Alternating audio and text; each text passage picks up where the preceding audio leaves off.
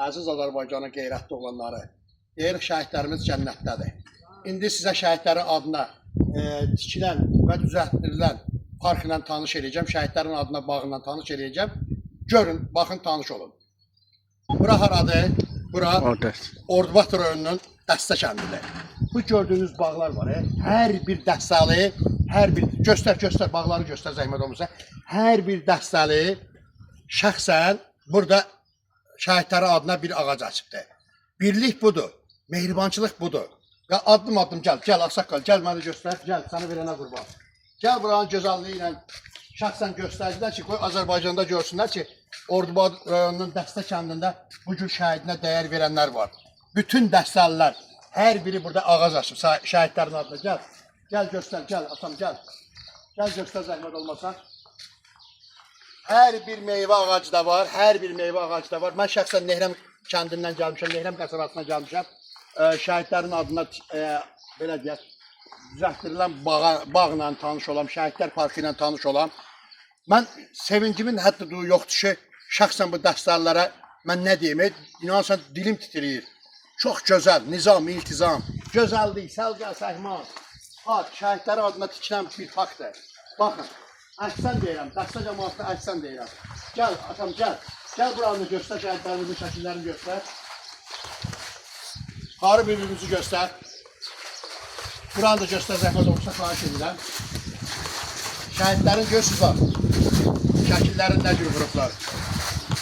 Şəhid anaları, şəhid ataları, baxın, şəhid bacıları, qardaşları.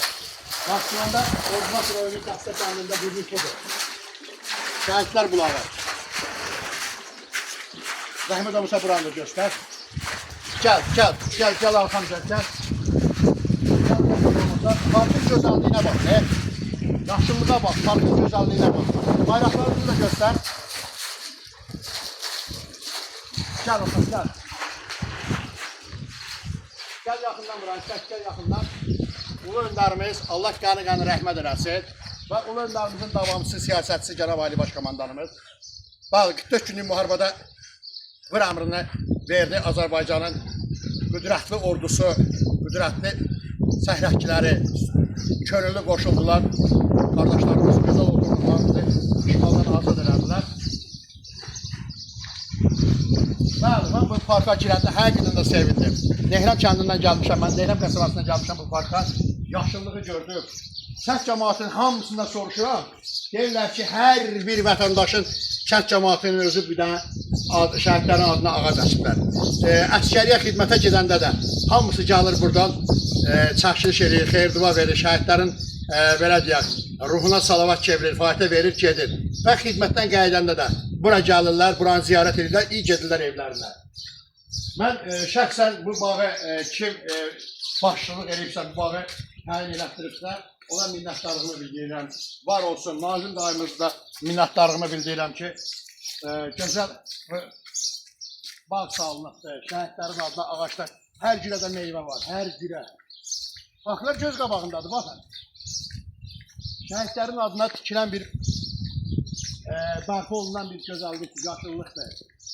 Zəhmət olmasa gəlin, belə bax, belə göstərin, baxın. Gəlirlər, otururlar şəhidlərin adına tikilən düzəldirilən bağlar, akta, belə hər bir meyvə də var. Zəhmət olmasa gəlin.